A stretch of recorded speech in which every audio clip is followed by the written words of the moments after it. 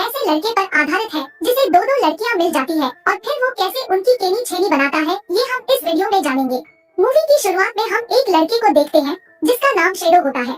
Shadow अपने college का एक बहुत हैंडसम लड़का है और ऑलमोस्ट सभी लड़कियां उस पर फिदा है। पर शेडो की ऑलमोस्ट एक गर्लफ्रेंड है जिसका नाम कैसिडी है और वो भी अपनी गर्लफ्रेंड से बहुत प्यार करता है और ये दोनों अक्सर पार्टी में एंजॉय करते रहते हैं। एक दिन शेडो जब एक लड़की के साथ होता है तो कैसिडी को लगता है कि शेडो उसे धोखा दे रहा है, तो वो उससे लड़ती है और ब्रेकअप करके वहाँ से चली गई। हालांकि शेडो उसे मनाने के लिए उसके पास में जाता है पर कैसिडी उसकी कोई भी बात नहीं सुनती और शेडो परेशान होकर वहाँ से चला जाता है। शेडो बहुत दुखी होता है, इसलिए वह घर नहीं जाता और पूरी रात इधर उधर भटकता रहता है। अगली सुबह वो प्लेग्राउंड में सो रहा होता है, तभी एमी नाम की लड़की उसे जगाती है। एमी भी शेडो के साथ उसके ही कॉलेज में पढ़ती है, इस वजह से उसने शेडो को तुरंत ही पहचान लिया। पर शेडो बस अपने लेवल की लड़कियों से घिरा रहता है, तो उसे और लड़कियों के बारे में ज्यादा पता नहीं था। जिसके बाद वो एमी से पूछता है कि वो इतनी सुबह यहाँ आकर क्या कर रही है, तो एमी ने उसे बताया कि वो न्यूज़पेपर बांटने का काम करती है और आज जब वो अपने काम के लिए जा रही थी कि तभी उसे शेडो पड़ा हुआ मिला। फिर दोनों यहाँ से निकलकर न्यूज़पेपर बांटते हैं। जिसके बाद शेडो एमी से पढ़ाई के लिए हेल्प मांगता है। एमी पढ़ने में काफी अच्छी थी। थोड़ी देर पढ़ने के बाद वो दोनों ही एक पार्टी में जाने का डिसाइड करते हैं। वो दोनों जब पार्टी में होते हैं तभी एमी इसी बीच उसे बताती है कि इससे पहले वो कभी भी किसी पार्टी में नहीं गई थी और न ही उसका कोई बॉयफ्रेंड है। वो बहुत परेशान रहती है क्योंकि उसके घर में कोई कमाने वाला नहीं है और उसे ही पैसे कमाकर घर चलाना है। उसकी मॉम बीमार रहती है। उन दोनों की काफी बातें होती है। फिर शेडो उसे अपने साथ प्रॉन पार्टी में चलने को कहता है। फिर दोनों यहाँ से चले जाते हैं।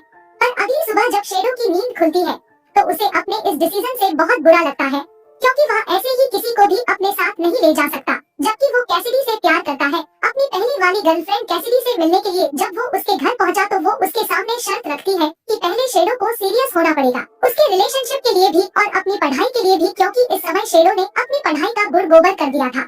इस बात पर शेडो कोई भी रिप्लाई नहीं देता तो कैसिडी समझ जाती है कि वो उसके साथ इतना सीरियस नहीं है और वो काफी दुखी होकर रोने लगती है।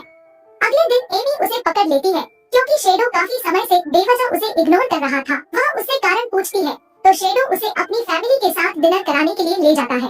शेडो की फैमिली भी एमी को देखकर बहुत खुश होती है और सभी लोग एमी के बिहेवियर से काफी इम्प्रेस हो जाते हैं। धीरे धीरे शेडो और एमी के बीच अच्छी दोस्ती हो जाती है और उनकी दूरियां भी कम होती जा रही है। कुछ दिनों के बाद प्रोम पार्टी भी आ गई और प्रोम पार्टी में शेडो एमी को बहुत अच्छा गिफ्ट देता है, जिसे देखकर एमी बहुत खुश थी। पर ये दोनों जब पार्टी में पहुंचे तो शेडो की नजर पूरे टाइम कैसिडी पर थी। यह एमी भी नोटिस कर लेती है तो वो जलस फील करके उसे बोल देती है कि वो कैसिडी के साथ डांस कर सकता है और वह उसके साथ डांस भी करने लग जाता है। एमी को यह देखकर बहुत दुख होता है पर वह उसे कुछ नहीं कहती। पार्टी के बाद एमी उसे बताती है कि वो पढ़ाई के सिलसिले से यह शहर छोड़कर दूसरे शहर जा रही है जहाँ उसे एक अच्छी नौकरी भी मिल जाएगी, जिसकी हेल्प से वो अपनी पढ़ाई और अपने खाने पीने का इंतजाम भी कर पाएगी। इस बीच कई और भी बातें होती है और हमें एक बात पता चलती है कि शेडो एक सिंगल पेरेंट है, मतलब वो अपनी मॉम के साथ रहता है पर उसके डैड नहीं है। जिस पर एमी उसे कहती है कि वह पता करे कि आखिरकार उसके डैड कौन है। शेडो भी अपनी मॉम के पास जाकर अपने डैड के लिए पूछने लगता है पर उसकी मॉम उसे कुछ भी नहीं बताती। फिर यहाँ से शेडो सीधा अपनी बहन के घर पहुँचता है। वहाँ पहुँचकर वह अपनी बहन को बहुत मनाता है और उसे बहुत रिक्वेस्ट करता है कि वह उसके फादर का एड्रेस मुझे दे दे, जिस पर वो भी शेडो के फादर का एड्रेस दे देती है। जिसके बाद शेडो पहली बार अपने डैड से कॉल पर बात करता है और उनसे रिक्वेस्ट करता है कि वो उससे मिलने आए।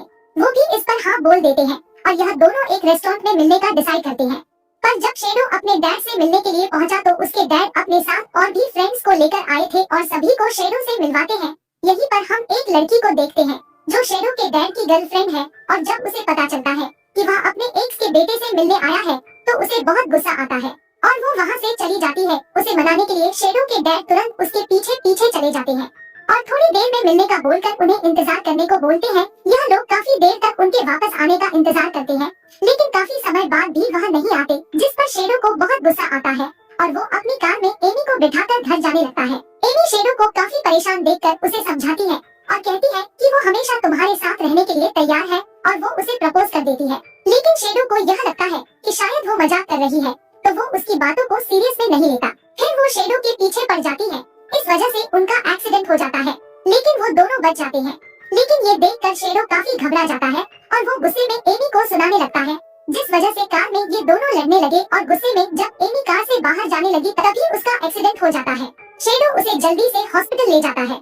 और कुछ देर बाद हमें पता चलता है कि एमी का पैर फ्रैक्चर हुआ है। अगले दिन शेडो को पता चलता है कि उसकी एक्स गर्लफ्रेंड कैसिडी किसी दूसरे लड़के के साथ यह शहर छोड़कर जा रही है। यह उन दोनों की आखिरी मुलाकात है। पर दूसरी तरफ एमी काफी देर तक शेडो का वेट करती रहती है, पर शेडो उसके पास नहीं आता है। एमी उसे काफी कॉल लगाने की कोशिश करती है, पर वो सारे कॉल काट देता था, जिस पर एमी को भी ये बात समझ में आ गई थी कि शेडो ने उससे ब्रेकअप कर लिया है, तो वह अकेली ही उस सिटी की तरफ निकल गई। शेडो घर आकर अपनी मॉम से माफी मांगता है और उन्हें सारी बात बता देता है, जिसके कुछ दिनों के बाद वो एमी से मिलने के लिए दूसरे शहर जाता है। और जब एमी उसे अपनी सिटी में देखकर बहुत खुश होती है, और इसी के साथ यह मूवी एंड होती है।